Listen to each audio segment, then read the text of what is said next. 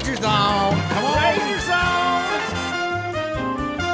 Get the kids in here, Ranger Zone. Hey, it's Monday, day, night at 8 p.m., which means it's time for another episode of FM Ranger.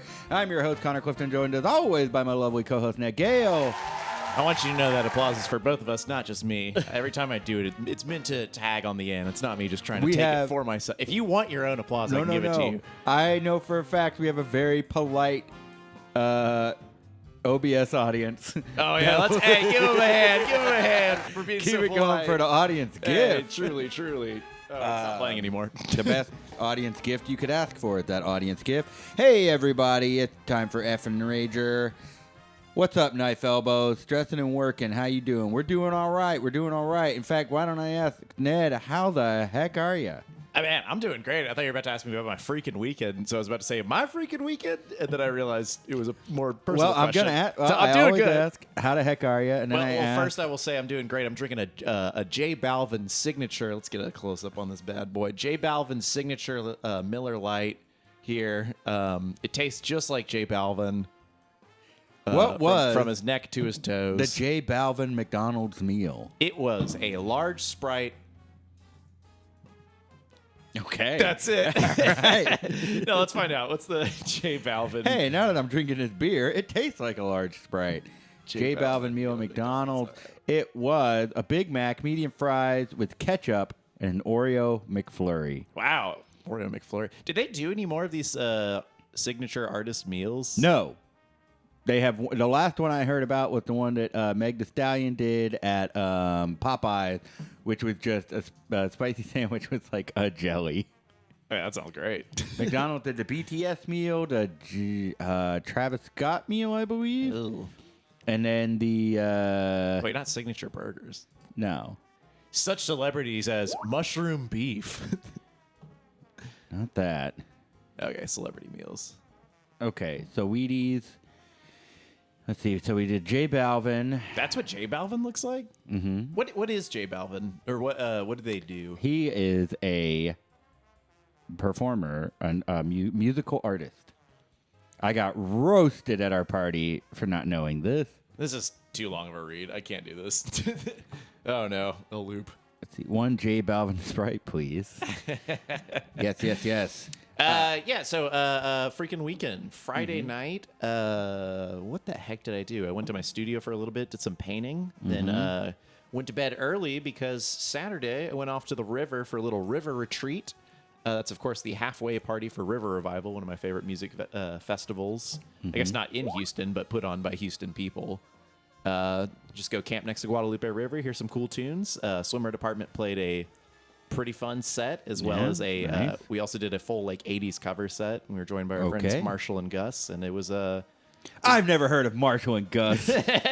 well, you're gonna start hearing about it because those guys can play. No, they're great. They're Houston musicians. You can see Gus play in Western Bling. I believe Marshall plays in oh god, I don't know what band he plays in full time. I think he plays in Ancient Cat Society currently. Okay. The big band version of that. Great. He probably plays in Vody too. Oh boy, I don't know. Marshall, if you're watching this, I'm sorry. I just see you play all the time. Sorry, Marshall. Well, cool. And so that was day one of the fest. That was day two. Day two, woke up feeling like shit. I don't know how that happened. No, actually felt pretty good. They gave us a trailer to sleep in, and I said no, I'm camping. And our thing deflated, and it felt like fucking shit, and my back hurt all morning. And I was like, God, I love roughing it. I'm so glad I didn't sleep in that heated trailer they gave us. You weren't able. Was it your pride, or was everyone asleep that prevented you from going into? No, it was offered up at the beginning, but everyone else had been there 2 days, and I was like, Candace and I are coming up to camp. We're gonna camp. I just like, it was some real dad shit, man. You know, dad pride. Where you're just like, I'm gonna camp it. I'm gonna do some camping. I know that. Yeah, but that didn't stop me from drinking like 20 beers out of the camper fridge. I went on a camping trip years and years and years ago, and everyone was like, let's just do it was like late October, early November. They're like, let's just do a camp trip at this time. I'm like, isn't it going to be kind of cold? Sure as shit, it was cold. We couldn't get a fire going. It got to the like high 30s, low 40s that night. I was miserable, and I left immediately the next morning. I was not happy about it. I have bailed on some camping trips in my past, and maybe we can open up this camping talk a little bit more with our guests. But what about you? How was your weekend? My weekend was pretty fun. It got an early start Thursday. I took off Thursday and Friday, and I drove on over to Lafayette and New Orleans town. I picked up my buddy Alec and Lake Charles, and we went over the way to Lafayette, and we had ourselves on po' boys. I had a soft shell crab po' boy. Insane. It was incredible. I loved it. It was so delicious. Where'd you get a po' boy like that at? Something grocer, which is a place that my uncle took me to. That narrows it down. Yeah. Oh no, you look up Lafayette something grocer po' boy. I'm sure you'll find it. We ate there, had a great time, and then we hit the ride down to the Big Easy, Old Time Grocery. Maybe that's what it was. Oh, but before we left, we stopped to get some coffee at a coffee shop. And I was like, let's look up, it's a college town. Let's look up some cool coffee shop. They put a big old cup of Zatarain's rice in that coffee. I believe we had some Cafe Du Monde. You drove 10 hours to get to Cafe Du Monde. Yeah. No, I ordered a Kyoto cold brew. And this was the kind of place where we walked around the corner and we could see the workers in the window and they saw us. And at that moment, let me tell you, if you're a Houston head and you've been to Brazil, the restaurant, the staff at this place made Brazil look like a 5-star restaurant. They were not happy we were there. They were not happy they had to pour us any coffee. It was crazy. Then we drove on down to the Big Easy, and which they hate when you call it that. That is a Hollywood bullshit kind of thing. So we get there. Alec and I go to see Chapo Trap House. At intermission, we run into they're basically the Florida version of us. So imagine a Florida doomer. Alec is a doomer. He thinks nothing we do is ever going to save this world. And then imagine a Florida guy, bookish guy that thinks that, no, we can figure this out. And we hung out with them all night. Were you afraid of any like time conundrums, like any tears in the fabric of humanity? I didn't touch them, so I wasn't concerned about that. Good call. Wait, really? You hung out with these guys all night? You didn't even like... They went to shake my Hit hand. the hands? They went to shake my hand. I'm like, well, we don't do that in Texas. We walk away awkwardly. Yeah. No, we did shake their hand when we met them and exchanged numbers. We're trying to meet up with them. Randomly ran into them outside of a bodega. Oh, nice. Ordered a gyro. The staff looked at me and said, "You mean a gyro?" And I said, "Okay." And I got that. Hey, give it up for them. I'm like, I'm not gonna argue with anyone. And then the next morning, I was just like, I'm ready to get the fuck out of here. There were too many people. Sorry, I'll say it. It's a smelly town. And then we stopped off at the Napoleon House. And by the way, that gyro, the gyro, whatever the fuck, I'll call it whatever the hell they want me to call it, because it was it was so delicious. I've eaten at nearly every Greek place in Houston, and believe me when I say this was the best Greek food I have ever had. Damn. Chicken shawarma, gyro, it was so good. And then the next morning, I'm ready to get out of there. We stop at the Napoleon House. I have a meatball po' boy. Alec has a roast beef, and he keeps trying to get me to eat it. I'm like, no, I'm gonna hit the road. I can't be shitting. Like, I don't know if That's how you go faster, my man. You just fart right out the window. I don't know if anyone's driven to New Orleans or not, but there's several long bridges that you cannot stop. There's just on. like one, really, Yeah. and it's forever. What is that bridge called? I always ask the name of it. The Pontchartrain. Hero facts. It was the Pontchartrain bridge. And that's spelled Bridge. B-R-I-O-U-H. I don't know. The Huey Long Bridge, whatever the fuck you want to call it. We did stop at a bookstore, and I wanted to get a book on Huey Long, and they had two. One was such an old copy that I could not justify owning it because it would have fallen apart. And the other was Huey Long's autobiography, and I thought, no, I think I'll read someone else's take. You don't want his take on it. He's the one that was shot, right? Yeah. Man. Yeah, shot in the Baton Rouge Incredible State House. painting that scared the fucking shit out of me as a kid. Have you seen that painting? I've not. I thought about stopping, but I was like, I want to get the hell home. It's I don't know if it's too graphic to show on the stream. Let me Google it real quick. Yeah, show that shit.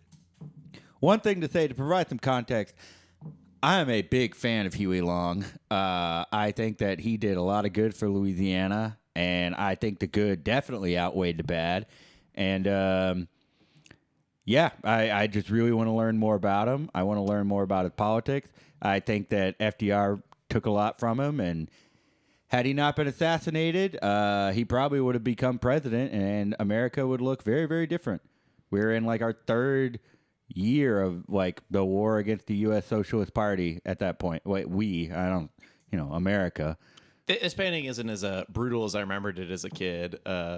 I guess I'll post the link to it. You can post it. There's no blood. There is really no in blood. Fact, Huey there's Long's some not even streams of getting blood. shot. Yeah, he's just like, somebody help this poor sap. It's such an intense painting, but I remember that guy getting shot through the neck, freaking me out as a kid. Yeah, it's freaky. Yeah, just the way it's painted is so. Ugh. So yeah, I just drove all the way from New Orleans to Lake Charles, made a quick stop at Alex's house to pick up some stuff that we left there, and then drove all the way to Houston. I was very tired. I was very sober, but I felt high out of my mind. The sun was in my face on the way out because I left early in the morning heading east, and it was in my face the entire ride home because I was heading west, and it sucked. Wow, what a treat. Yeah. You wear sunglasses? You need to get a sunburn on them eyes, my friend. My neck is peeling right now. And it is not comfortable. It's itchy. Have you seen this yet? I saw it when you came home with I'm sure it. you saw it all over the fucking back of the couch. I didn't say anything because he seemed a little stressed out. I'm like, he probably knows he's got a sunburn. Oh, yeah. Oh, Tuesday, we had a shoot outside. I didn't realize, A, it was outside, and B, it would be outside the whole time. Just burnt up to a crisp. Could you imagine your eyes peeling from a sunburn? I could not. Connor, you gotta wear sunglasses. I've taken SPF 40 minimum right on the eye. I've taken a contact out of your eye before, and I can only imagine that's what it's like. It's like peeling contact lenses out of your eyes.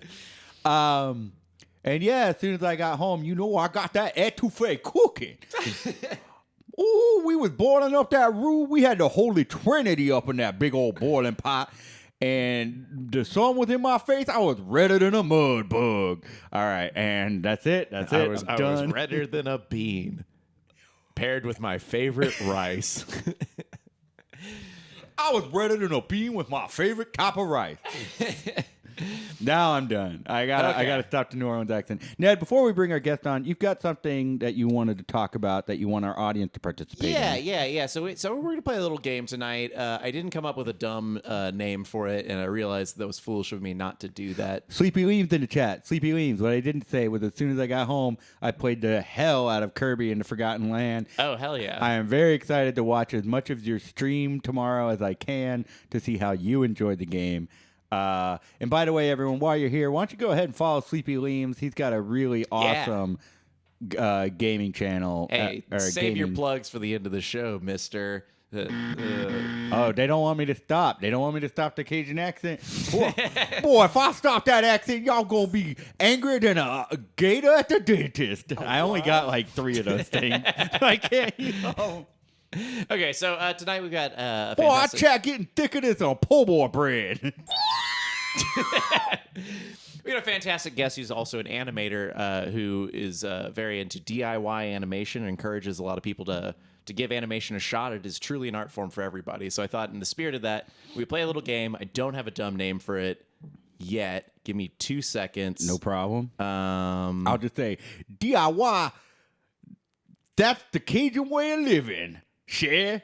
Aye. All right, now you go on. Sorry, I thought you were gonna think of like a quick acronym or something. Doing it your way. No. So I drew this DIY. You mean the idiot yonder? I don't know. So I drew this very quick picture. I actually drew 2 of them on this card right here to give you a reference of how large I drew this picture. Now, I think it would be really fun if everyone gave this picture a shot. You don't have to draw it well. You don't have to draw it exactly the same, but try to, encapsulate that picture. And I want to stack all those images and try to make a cool little animation at the end where each frame is a different person in the chat. We don't want no fart, no flakes. You got to draw that. You got to be an actor for liar trier. All right. So, yeah, give that drawing a shot. I'll leave it on the screen for the remainder of the show. But once you finish the drawing, you go ahead and text that drawing over to 910-447-2437, aka 910-Hi Rager. All right, you want to bring our guest on? I hope he's not like really upset about my Cajun accent. Oh voice. no! Well, this is a great start to a great interview. All right, we'll be let's right do back.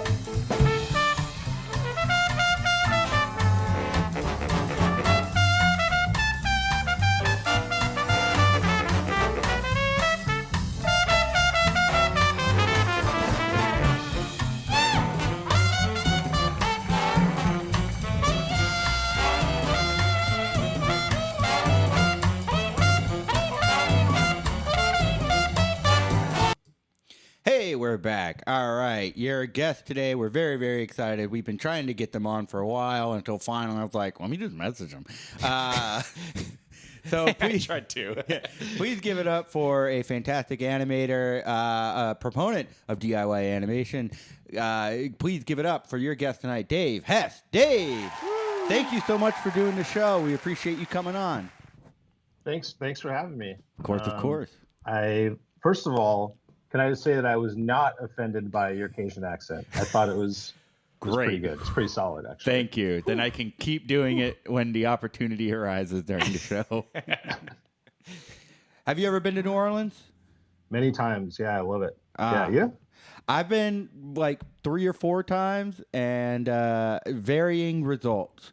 Oh, yeah? Yeah, I've gone for a woman I was seeing at the time. We went to an art show at the Ogden. She had a piece in there, and we had a great time there.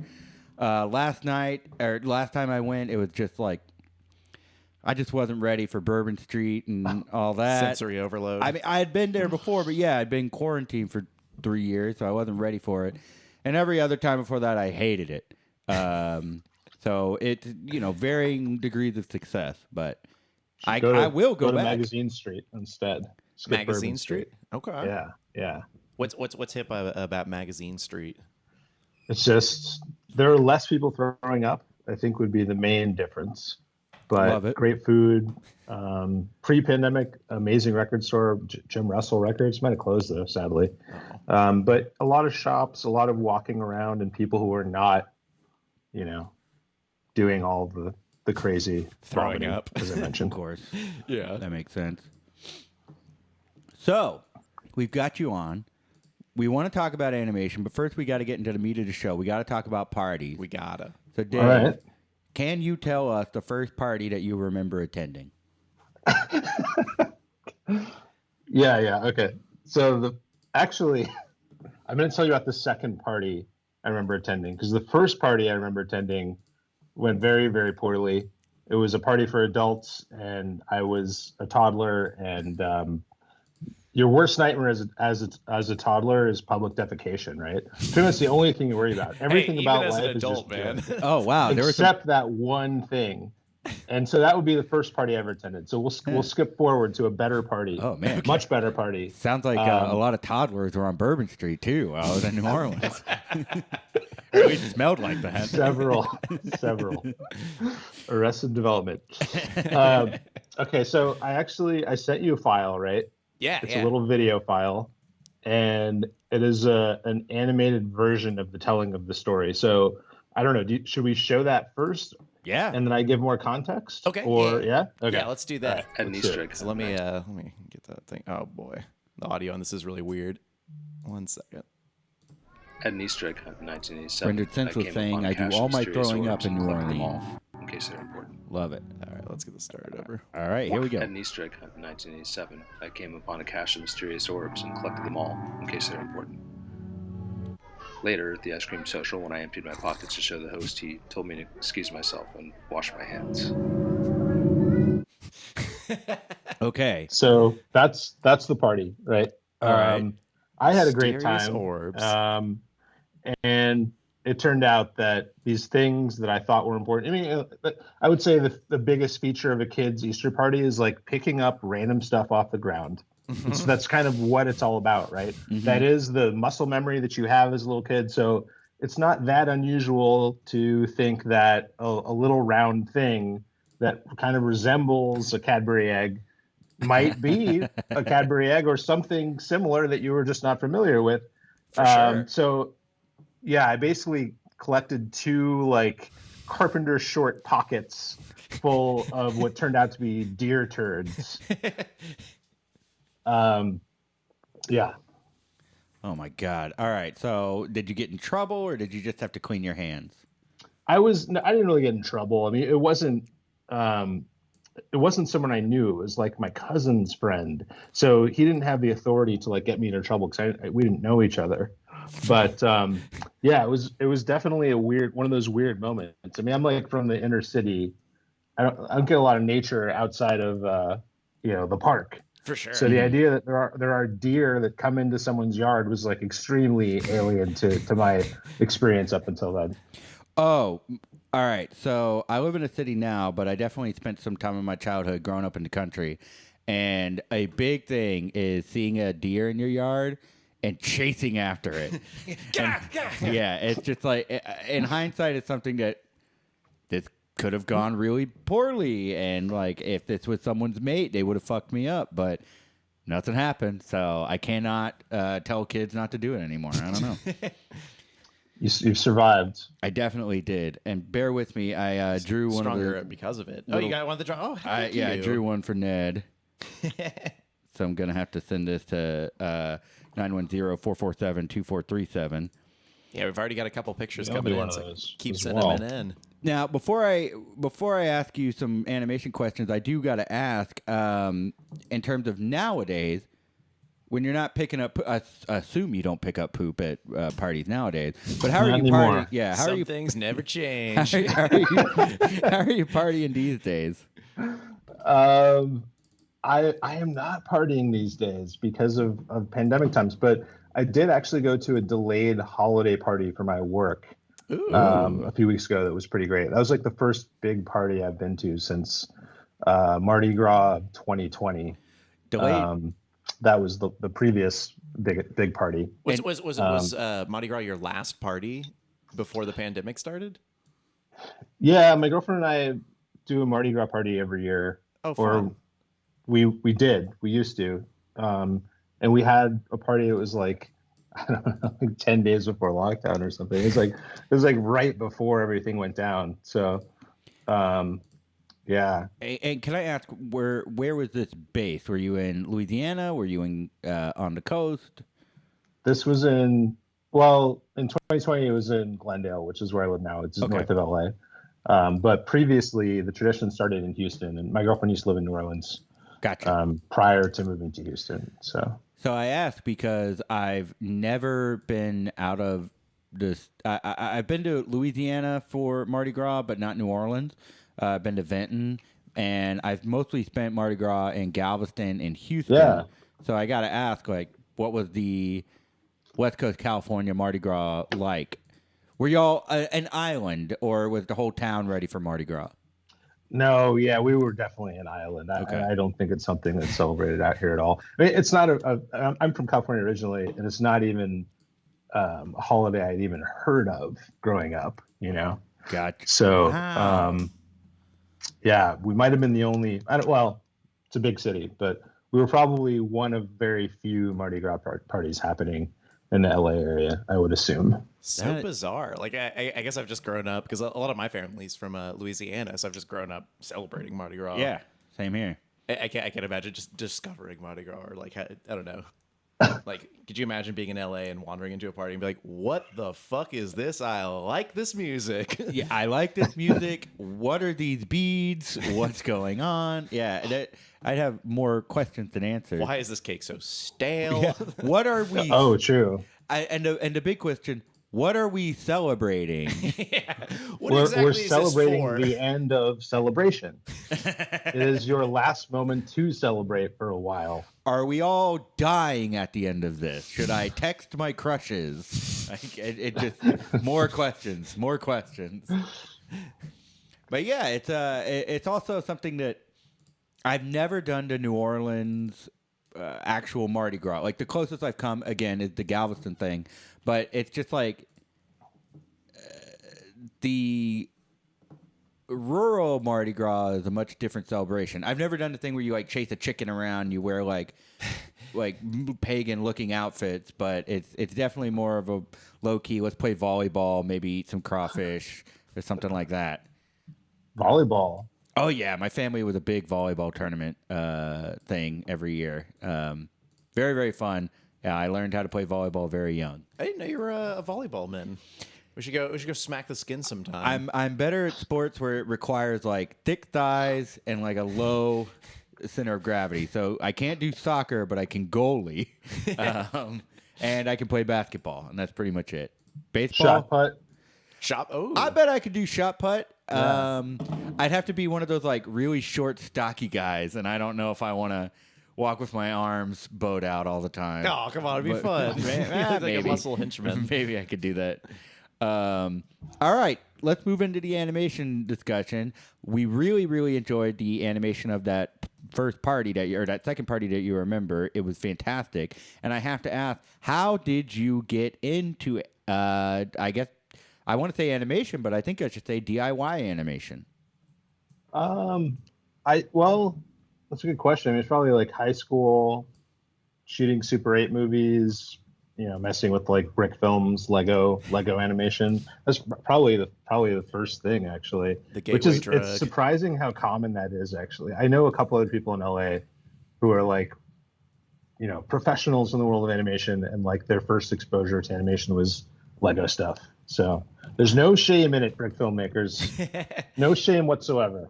There is something nice about Lego having, you have these definite dots in there. So if something's moving forward, you can click it to the next dot and know that that's like one movement. Yeah. Like there's so many cool little training tools in there to get you ready for the theories of animation, I guess.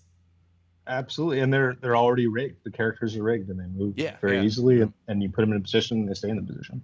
It's like kind of ideal for stop motion if you're just trying to learn how to move a thing and not, one of the biggest hurdles with stop motion is like building a puppet that's not just going to freaking fall all over the place all the time. Yeah. So it allows you to avoid all that and just focus on the motion on its own. Yeah. My first exposure to animation theory, I am blanking on the name of it, but it was called like the seminal text of animation. It was done by an old Disney animator, but he went into a very in-depth explanation of how a lot of early animation was done with music sheets underneath the storyboard. So it was like the Merry Melodies, the old Looney Tunes stuff. It's just like the animations need to hit the beats with the music as well. And that was just like absolutely mind-blowing to me, and as a 20-year-old college student who very quickly realized, like, oof, I thought drawing was hard, but animating, I'm done with this. That's mini drawing. Yeah. So That's cool. Oh, go ahead. I'm sorry. Oh no, I actually didn't know that. The having the musical staff underneath. I'm curious about that. Musical staff, yeah. See, I don't know music theory and animation theory. I don't know anything about it. I just say music sheets when it's just like sheet music or staff. Yeah, you're also a musician, aren't you, Dave? I've seen your stuff on Free Music Archive while browsing. Yeah, it's funny because Free Music Archive had a real moment. I think it was maybe like 2010, 11, 12. It was kind of before Spotify really took hold in the US. And there was this moment we were still like dealing with like Digital Millennium Copyright Act takedowns to music blogs, right? And we didn't quite have like the subscription model available. And so Creative Commons was already around for a few years. And I don't know who started it. I think some people at WFMU got together and were like, cool, let's just make a site where it's not going to be shameful to download this music. It's not going to be illegal, man. And that, like, it's funny because right now that sounds kind of weird or dumb, but it was actually like really crucial. And they really like tapped the net label scene. You're familiar with that? The net label scene? No, Net label no. scene is, it's like a tradition of free music labels, which Okay. kind of also got killed off. I mean, it's still around, but that's another thing where streaming created this legitimate way to access copyrighted music that made net labels less interesting. And also people stopped wanting to download music.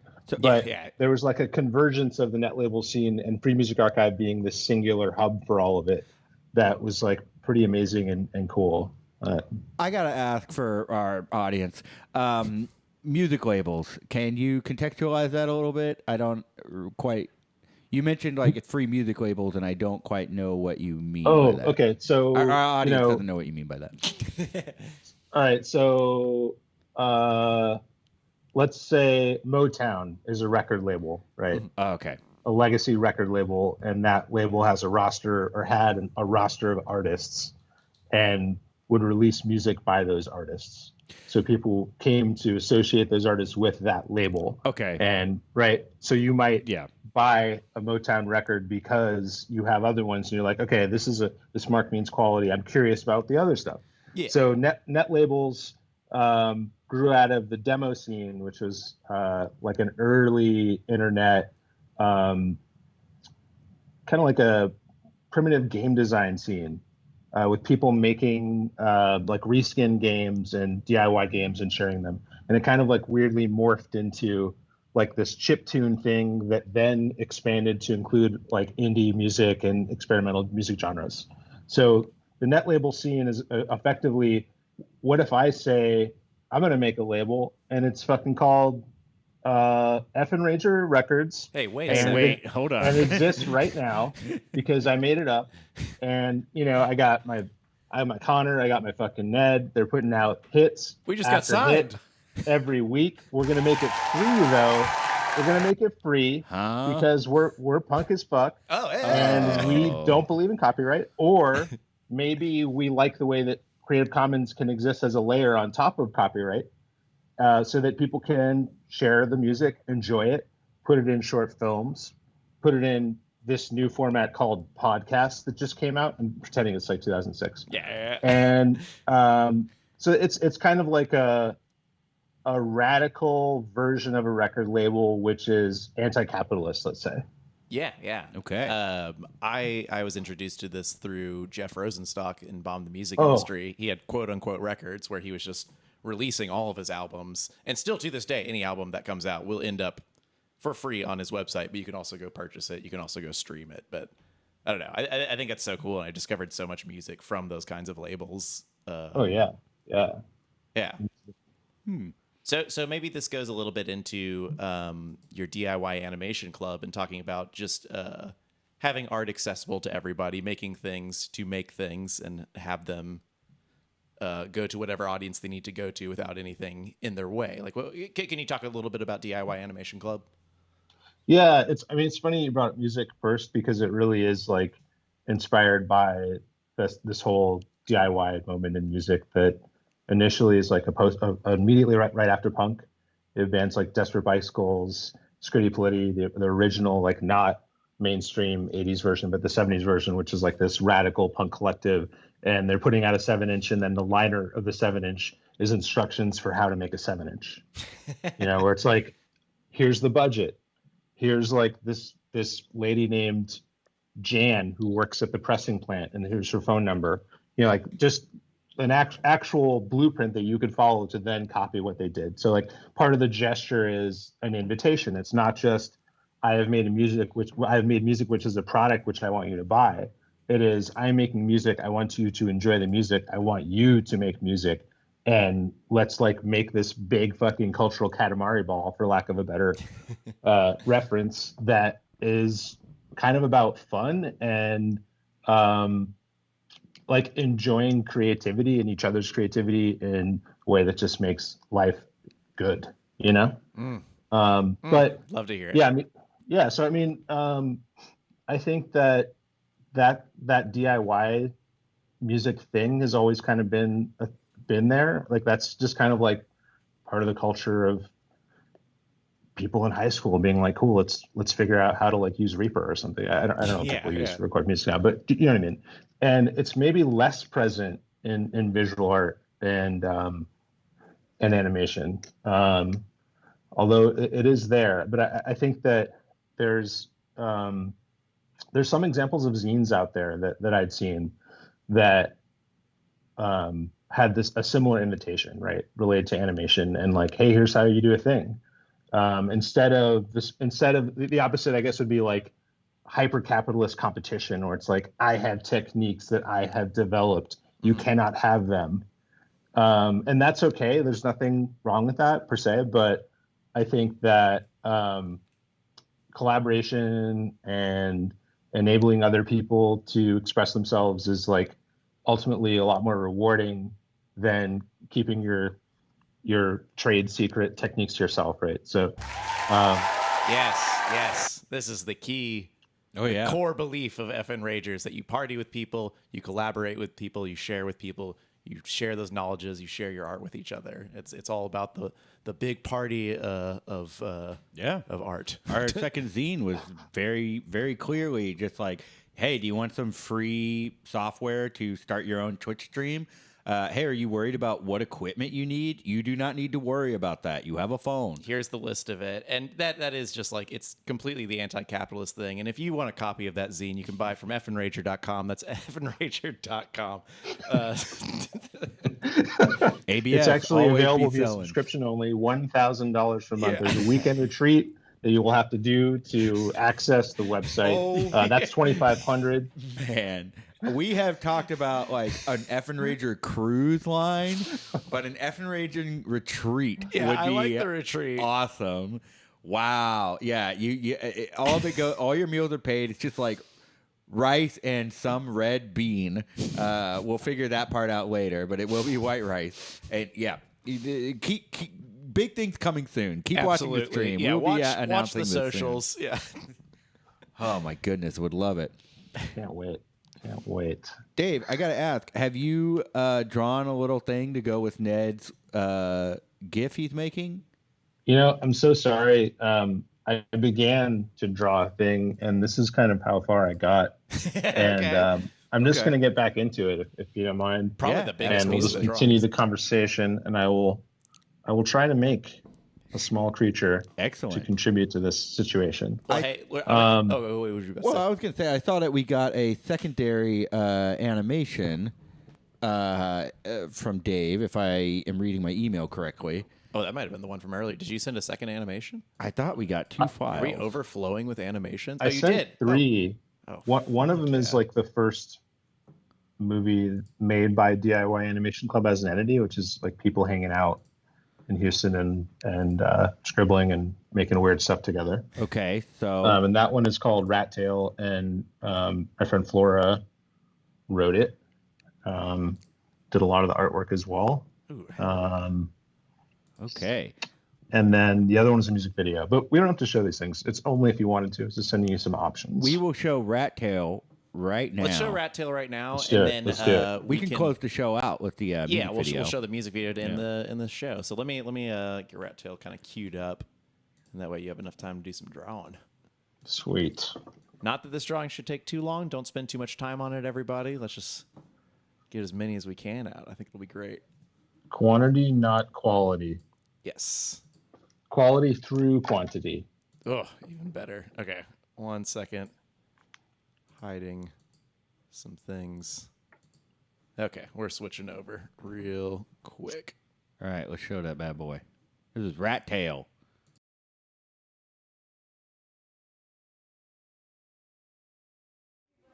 During the summer before 4th grade, my mom took me to the mall to get her hair cut. She sat down in the chair and told her hairstylist, "I want a buzz cut, but leave the rat tail." No one else's mom had a rat tail, and it was unsettling. My grandma promised that her hair would grow out. As a birthday surprise months later, my mom let me cut her rat tail off.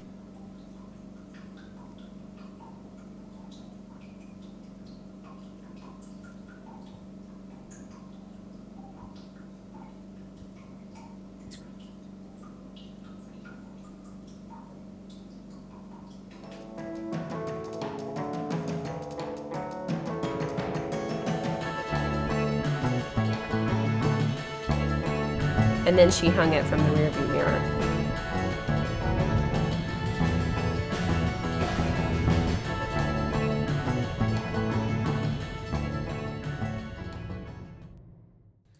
Friend of the show, Lindsay Burleson, worked on that. That's awesome. Yeah, we used some backgrounds that she made for it was a Boottown project actually. I was like, is it cool if I use these backgrounds or something? She said yes. Very incredible. Fun. Man, I love all the motion on that, like her flying through the flowers and stuff. That was good. Dave, have you ever had a rat tail? I don't think so. Yeah, I have curly hair, so it wouldn't really be a rat tail. It would be a rat's nest or something. I don't know what the term would be. Rat ringlet. But yeah. What? A rat ringlet. Ah, Yeah. A rat ringlet. Yeah. Yeah, maybe. Yeah. I have not. Have you? did you have a rat tail? I've never had a rat tail. There were, even though we grew up around Rats. Well, I don't want to disparage it. We just grew up around like trailer culture, I guess I'll say. Volleyball people. Volleyball people, yeah. I grew up around the volleyball bayou. Let's say I know my way around a volleyball net. Yeah, so there were certain things that my dad just like he would. I mean, as he phrased it, like there were things that were too white trash for us, and that was wrestling, rat tails. It's got to be another R, right? Yeah, Wrestling, rat tails, I'm trying to think. rigatoni. There were just things that's like, we're not that far gone. We're not doing that, you know. We still dress up nice to go to church. My best friend growing up got a rat tail in high school, but he called it a Jedi braid. Threw a little culture on it. He sounds really uncultured, actually, because they're called Padawan braids. Your friend's an idiot. He had a very low midichlorian count. We took a test in high school. Yeah. Sorry, I had to clarify that one. Whoa. Man. I hit the wrong button. Fuck. The gems keep popping out your mouth, Connor. Ned's girlfriend has once described someone she didn't like, and I like kind of sat there in silence because she's kind of describing me a little bit. But is it like she dated someone who loved Star Wars so much it became part of their personality? Of like, well, I don't know if I'd consider it part of my personality, but I definitely will name check lots of people in Star Wars. I mean, it's 9 out of 13 tattoos on my body, but I'm not going to call it a lifestyle. I've yet to get a Star Wars tattoo. I'll say yet because I'm open to the idea. I mean, it is a Jar Jar back piece, but it's also a work of art. You know. Yeah, I've got. But Jar Jar's hanging out with Marvel characters, okay?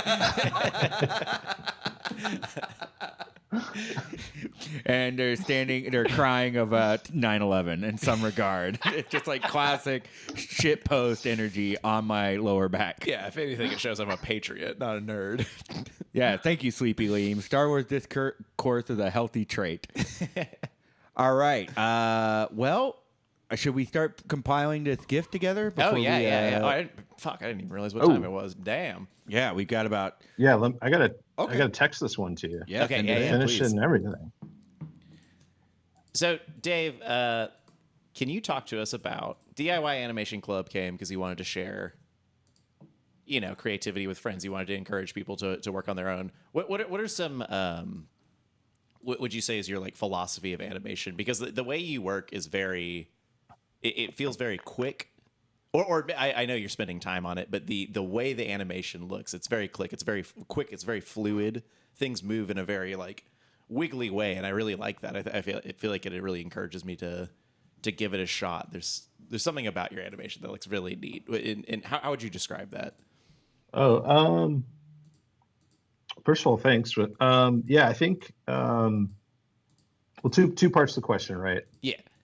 So I think DIY Animation Club, which me and my friend Laura Larrabee started, it was kind of more about having an excuse to make stuff and to get better at animation. It wasn't like, now that I've learned so much, I must bless the community with this information. I was like, I have no idea how to do hands-on animation. Throw some Legos in front of me and a phone. I'll probably do something that resembles filmmaking. but hand-drawn animation was like totally new to me. So I really was just like, how do we force ourselves to make a lot of stuff and have it be weird and fast? And that's kind of what it was about. So it was kind of like a communal learning journey. And yeah, I mean, I think it's tough for me to have perspective on what my work looks like because I spend so much time making it, but I do work on paper and for the most part, and I really love what some people would call mushy animation. In the industry, mushy is a term it's kind of used to dismiss animation where the volumes change, right? So if I'm trying to do something that's like technically really strong animation, I would do something called preserving volumes, which is saying, okay, my character's torso is about this size in three-dimensional space, and the head is this size, and the arms are like this, and trying to make sure that as the character's moving, everything stays realistic and the sizes don't change. And I don't really care that much about that.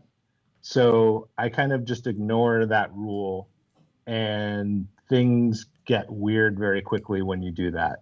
I also, part of it is that I don't really have the technical foundation to do that kind of animation.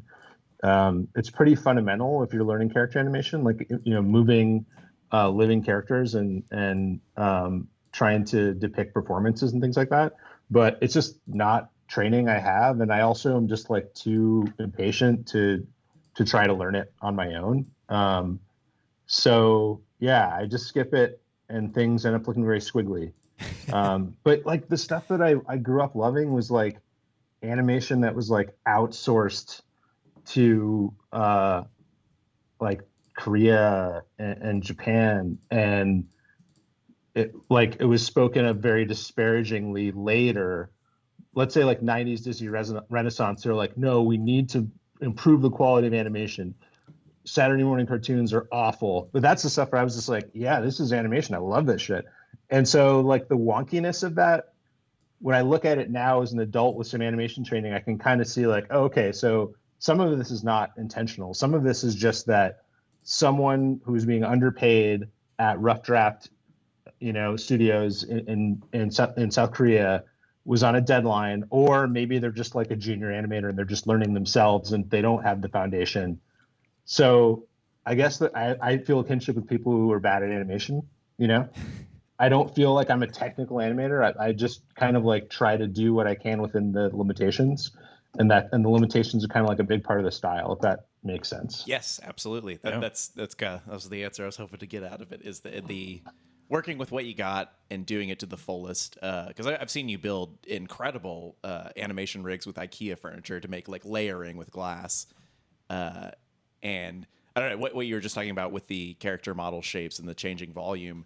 I really enjoyed that thread you had on Twitter going from your DIY animation account, talking about that and talking about how different animations were. It was you and another user had broken down with some animation sheets of like, I've broken down and tried to figure out which animators did which scenes in these cartoons, and you can truly see like where the animation and volumes and character designs change throughout the scenes of like one single Bugs Bunny cartoon. It's so interesting. Like, yeah, definitely. And I think that in some ways that's like devalued now, right? Mm-hmm. The idea that a person might have a certain way of drawing that is just their personal style, mm-hmm. and that it's okay to let that come through in the work. It's very rigid. Like TV stuff is very rigid. It's mostly digital cutout. There's a lot of guardrails on to make sure that people's personal style doesn't quite come out. Not in the design phase, right? The design phase is totally different. But once things need to move, for the most part, it's very, very rigid what's allowed and what is not allowed. Yeah, you're locked into some pre-made character models or something like that. Yeah. All right. Well, can we show the GIF? Yeah. So, ladies and gentlemen, before we go into our final segment, the plug segment, we'll show our GIF that we all made. An animation made by the Effin Rager crew. Let's check it out. It's too big. Whoa, look at that guy go. He's dancing. Love it. Damn. See, everything has to be 100% consistent now, and that roughness is lost. It gives it that personal feel from Sleepy Liams. And from we wouldn't be allowed to have that frame where the legs are kind of jiggly. Yeah. Yeah. And I kind of like that. Oh, me too. If you had Me someone too. walking towards you, legs kicking out and everything, like I don't know, it has a feel to it. Yeah. There we go. Try drawing this. I feel like I gotta get the heck away from that guy. He's Yikes. scary. All right. Are we? I haven't used that sample in weeks. If ever there was an episode, if Truly. the animation This episode, is the one. Yeah. we used the Hanna-Barbera soundboard.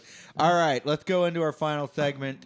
Of course. Stand by for the song. Here it is. I want a new plug. Tell us what's going on. Tell us all the stuff you're doing after we sing this song. Dave, what do you have to plug? What do I have to plug?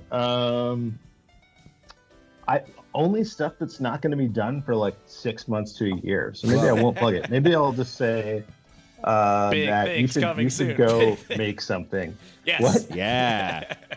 Go make something. That's what you're plugging. I love that. I'm plugging you engaging with your own creative practice right now. You know what? Television. I'm not involved. Yes, I'm going to yes. plug it because I love it. And it is like my favorite internet community right now. And it is a pro speed, pro DIY, pro non-judgment of self animation community. I Go went to their the website, I forgot to subscribe, say watch all the block text. episodes, subscribe to the email list. They will send you an open call next time there's an episode, and nothing is rejected. So they put out an open call. It has a theme. You make something at whatever your skill level is according to that theme, and you give it to them, and you're in. So it's like if you want to make something that has an audience, I mean, you can do that anyway, right? But this is kind of a cool way to be in a community of people making weird stuff for the internet. And yeah, go do that. It's cool. I love those guys. They've got a new episode coming out soon. That synergy theme. Yeah, I'm really excited to see it. I didn't make anything. It's just been so crazy work-wise lately. But yeah, I'm pretty stoked. The synergy theme was about collaboration. It was like the only theme this time is you must work with someone else. You can't work by yourself. Oh, So good. I'm Love it. very excited to see what bizarre films are made this time around. Yeah. And Dave, where can we see your stuff? Where can we follow you? How can we find out? more? You can see my stuff on my website. Some of it. It is davemh.com.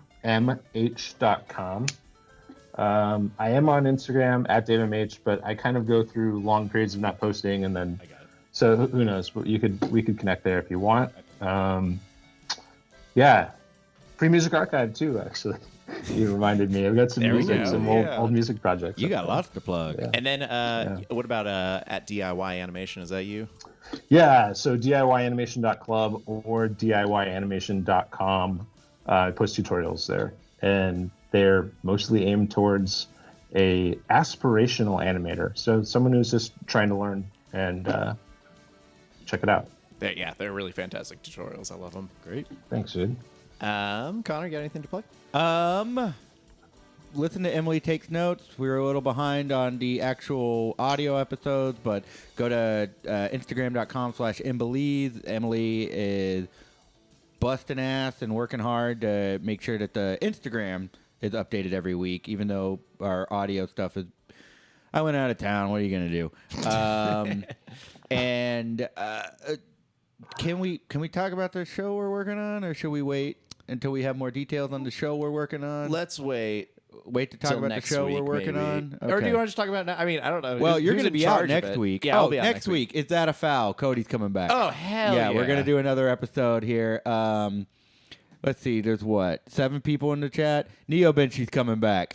Yeah. Ooh. Yeah. Neo Benchy will be returning, and it will be... Under Neo management. So keep an eye out. May 12th at PJ's. That's what we got right now, but we'll have an official announcement coming soon. We're doing it again. Sleepy Leaves, I better see your ass in those seats. Ooh. You got to come to a live show of ours at least once. Or on stage, Sleepy Leaves, if you want to do on a stage. little Neo Benchy, Or that'd on be great. stage. Well, cool. Yeah, that's all I have to plug. Do you have anything? Yeah, next Thursday is the first Thursday of the month, which means that there's a party at Mid-Main over the Continental Club, that whole area, the Rockabilly District as they're calling it. I think that's just Stefan calling it that, but I love that description. Swimwear department will be playing with The Fresh Bros. It's a free show. Come out. It's going to be outside. It's a fun little block party where all the stores down there are just doing fun stuff. I don't know how to describe it. It's a block party. Come out. And then if you're in Austin on April 7th or April 10th, I'll be at a Gale family reunion, but I'll also be playing P-Lander Z Festival.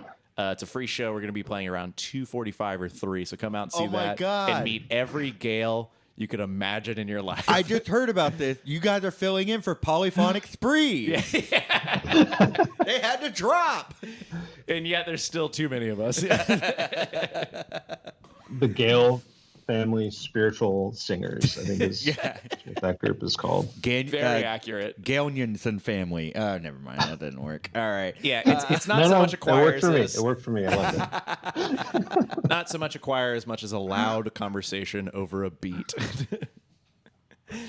Dave, do you have any final words before we kick this show off the net? I got none, but it was great hanging out. You're making me miss Houston so bad right now. Appreciate you. All right. Thanks well, so hopefully you'll much. come back to visit sometime. I will. Shout out to Jay Balvin. That's our show. See you next week.